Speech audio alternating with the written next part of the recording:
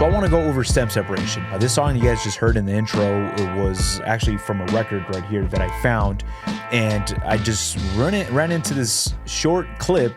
It sounded so good, but I knew that her vocal was a bit too overpowering. Stem separation, when it was announced on the MPC, it was great, but unfortunately, I feel like stem separation is not perfect. You know, even other softwares that allow you to do stem separation, it has this artifacting, and you cannot throw any song at it and expect perfection right back at you. So, am I still using stem separation even in standalone? Absolutely, yes. I want to show you right here a case where I have this record. It sounds awesome. Work, but while you write, they're on your track. Right here, the way the strings come in just really sounded powerful. Poor old Marat, do we trust? Turn as red as... That sounded so cool to me when I was hearing it, but there was a few issues that I knew before even chopping it up that I was going to run into. One is her voice sounds awesome. Like, it's just so much passion behind her voice. I actually like how her voice sounds, but it was just a little too overpowering. So the question was, am I going to try to stem out her vocals, or should I leave her vocals, just lower it down a bit, or a little bit of both? Let me show you why I think it's important to think about what we want to do before we start separating these stems. Right here, if I go to my sample editor, I have it all right here. I don't want to start creating my slices yet. First, I want to get a good balance, a good mix with stem separation. Stem separation in standalone is not perfect, is far from perfect. Now, the question is it going to be something I can get away with once I add the drums, I add a bass line on top of this? Now, a lot of the times those artifacts can escape from being too audible or noticeable. So what I will do right here, I just go straight into stem separation, and I'm gonna separate everything: vocals, bass, drums, and other. Now, it's going to ask me, where do I want to put this stem separated pad to? As a matter of fact, I'm gonna go to my main page, I'm gonna create a new track, a drum track, and I'm going to name this track Stems. Hit do it, close. The reason why is because this is just an empty track. If I want to create multiple versions of stems, I'll have this track right here to load up those pads into these stems. If I go back into my sample edit, go to process, create stems, is going to ask me which track do I want to put these stems on. I'm going to select that track I just created, which is stems, and it's going to ask you what pad do you want to put these stems at. I'm going to put it in A01.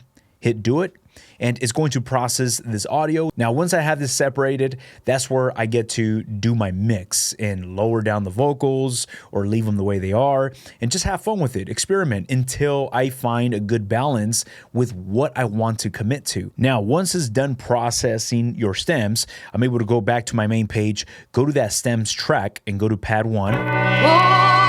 This is where I have my pad with those separated stems. If I double click right here and I go into my track editor, I'm able to bang through right here the samples tab, and now I have a mixture of my vocals, my bass, drums, and other.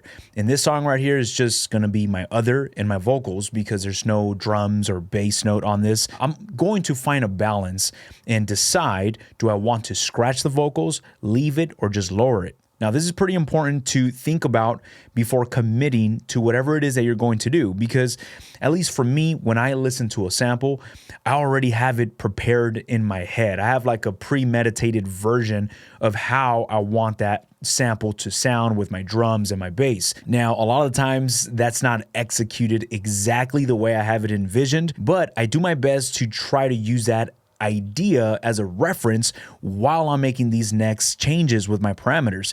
If I hit play, I can lower down her vocals right here. That's really cool. Now, I'm not taking off her vocals completely, so I'm not really hearing that artifacting as much. I actually like how it sounds right here. I still get her vocals, I can still hear her, but I still hear the strings a lot more present instead of her vocals being on top. This is how it sounded before. And this is how it sounds now. like her voice is still there. And one thing about her voice, actually throughout this whole entire album right here, she has a very dramatic voice. The way she performs is really dramatic, which is awesome because I like that build up just hearing the strength of her voice.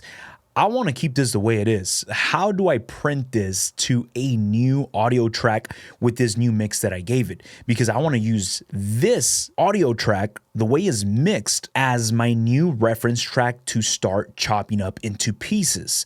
So I go right here where you see this downward arrow, and this is called flattening your pads. So now I'm able to use this mix that I just recreated with the stems that were given to me and put this new mix as one audio file onto my audio sample pool library within this project. I could just rename this so I know what file is what. Stems, mix, hit do it, and I'm gonna hit do it, go back to sample editor, and now I have it right here, shown exactly the way I saved it. So now I'm able to use this audio file, and this is the one that I want to start chopping up. I go from trim to manual chop mode and start doing my slices the way I normally would. Before I do that, I'm going to raise up the volume of this waveform because as I lowered down her volume, my actual waveform went down because she was actually distorting, not from my end, but from the actual record. The way it was recorded, her voice was a little too hot, so I was able to bring that down. It's not as distorted anymore,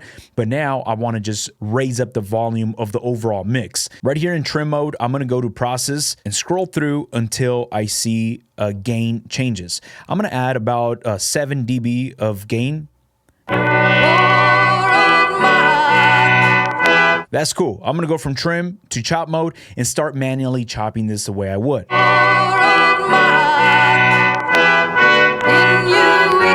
Cool, so now I'm gonna convert this into its own program, go to my main page, and now I have that new program track chopped up with the lower down stems.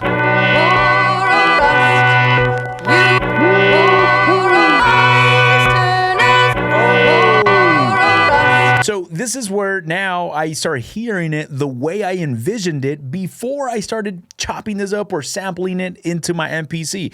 Guys, this is the part where I start getting excited and I just kind of wake up. I'm not drinking coffee or anything like that, but it's exciting to hear your idea come together when that moment just connects. This does not happen all the time. There's times where I have my idea, I think is gonna work, I sample it, I invest some time in it, and then I come to realize, like, you know what, this is just not coming out the way I thought it would. So do not feel disappointed when that comes or whenever you do have those moments.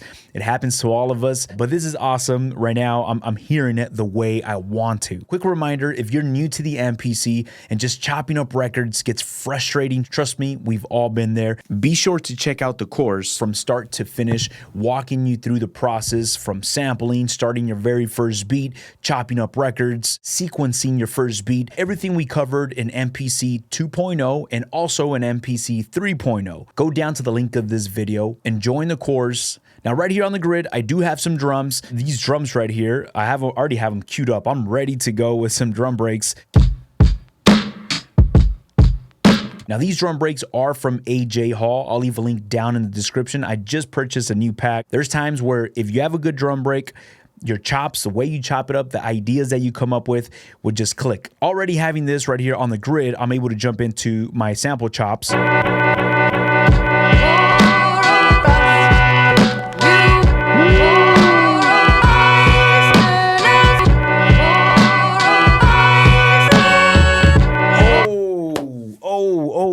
Okay, so that right there to me is so powerful. I don't want to get rid of her vocals. I love the powerful energy she brings with the vocals. Now, as you hear now with the drums and her just uplifting with the vocals, the way I don't know anything about singing, but the power behind her voice as she's building up, it allows me to play with a little bit of those vocals and throw them in there at the ending of the 4th bar, at the ending of the 2nd bar.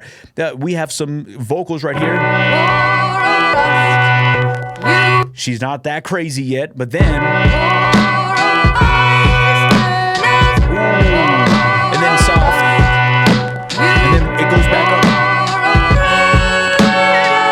That That is awesome. Now, this is where it gets really, really deep for me. And please let me know down in the comments if you guys are familiar with other stem separation software. But for me, let's say, look, it would be better if I record this and explain it right after I record it. So let's go ahead and lay this down.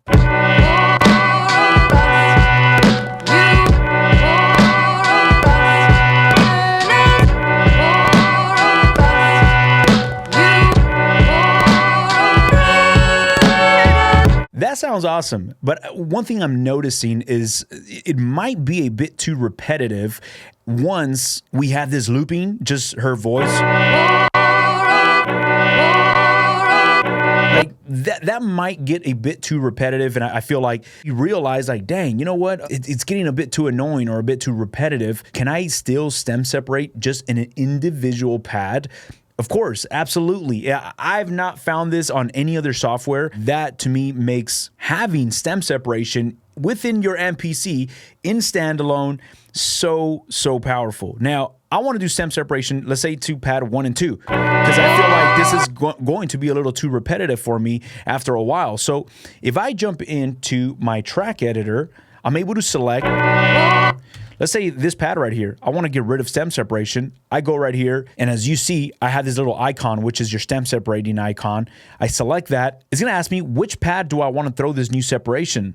I'm going to leave it in pad A1 because that is the pad that I'm separating. I hit do it. It will take some time, and once it's done processing, I'll have manual control over this one pad to, maybe I want it to vocals. Maybe on pad number 6, I want to scratch the vocals, and in pad number 7, I want to leave the vocals.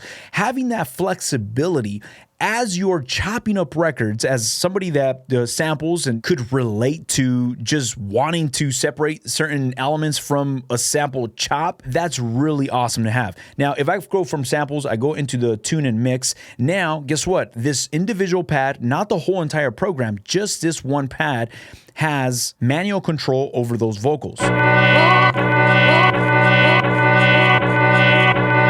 Now I just have the strings. Now I want to do, let's say I want to separate the stems from here as well. Do the same thing. Select the stem separation icon. Instead of putting it in pad A1, because then it's going to overwrite what I had, I have to put this on pad A2, which is my second pad.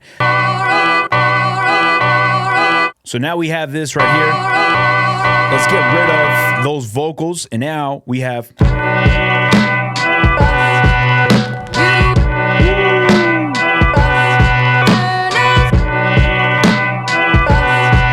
Now, where I'm trying to get at here is just being able to have 100% control of what you're doing with the way you're sampling. I'm not the type of person where it's like, yo, check this out, we have stem separation, throw every record at this and start separating stems. No, like I still enjoy the process of trying to look for small individual gaps in between each bar. Like, is there an empty space that I could use and chop? Like, that to me is fun. I enjoy that. That's why I love chopping up records, being able to listen very closely to something and seeing or creating ideas in my head of how can I chop this up and recreate something that's worth listening to out of it. Stem separation to me is not something that I need to be using all the time. It really comes in handy, and I love the fact that I'm able to have it, especially in standalone. Is it perfect? No, it's not perfect. I've not heard any other software. I mean, there's probably other stem separation softwares that probably have a better algorithm. Now, with me talking about stem separation, is not perfect, and I do want to address there's one glitch that I keep running into. I'm not sure if it's just something that I'm missing, but I noticed that whenever I do separate an individual pad, let's say pad number 5, I want to do stem separation to this individual pad. There's moments where I separate those stems and I tell the MPC to give me those stems on pad 5, and it just does not do it. Is a bit frustrating. Again, I don't know if there's something that I'm missing on or if I'm not doing right, but that is a reoccurring glitch that I've been running into. It does not happen all the time. I don't know, right now it did not happen while we were filming this video, but it is something that is a bit frustrating as I'm doing stamp separation because you're just creating so many files within your sample pool library, and it's kind of annoying having to go look for those one by one. Now, that's a whole different topic. Hopefully, I might be doing something wrong and somebody could just help me out if that is the case. If you see me right here rocking my MPC, my favorite companion to my MPC, this vinyl record player, if you guys are sampling from vinyl, let me know down in the comments, what are you guys using? And if you are new to all this and it's like, man, should I sample from vinyl or should I just go the YouTube route? I highly recommend pick yourself up a record player. Right here, I have the LP or Audio-Technica LP60. I have links down in the description to all the pieces of gear that I use to create my beats. If you guys want to pick anything up, be sure to go down to the link of this video and use some of my links to Sounds. And also, if you are part of my Patreon, download these sample chops. I'll have these sample chops programs provided for you so you guys can load these up into your MPC, follow along with me, or recreate your own flips with some of these sample chops. Thank you so much for tuning into this video. I'll catch you guys on our next one. Peace.